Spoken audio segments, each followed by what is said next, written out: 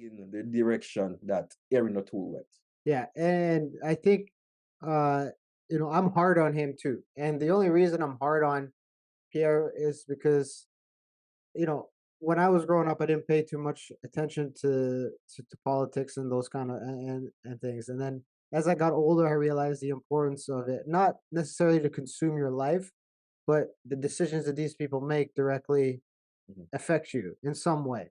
You may not realize it. A lot of people don't realize it. A lot of people are like, I talk to a lot of people in my space. I'm like, oh, they're all the same. They all do the same thing. I'm like, well, yeah, morally they might all be the same, but policy wise, no, they're not all the same. You have to be vigilant, right? And Yeah. the one thing I am going to be very hard on any leader now is I'm going to be hard on them, and I'm going to always make them answer for their decisions. Because if we don't hold, I think if the last 3 years didn't teach us anything, if we don't hold them accountable, they will just keep going and going and going.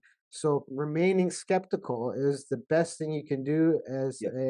a voter right now. Because if you were to put all your eggs in one basket, we've learned this lesson over the last 3 years, 4 years, even probably even more. Putting all your eggs in one basket and putting your trust in a politician is foolish, Yes. right? Your trust should only be with your family, your wife, your kids. Everything else should be skeptical. You should always be skeptical and asking questions, questioning their movements, questioning their motives. It's not because I hate on the guy. I genuinely, like I told my wife, Politicians just can't be trusted. no, they can't.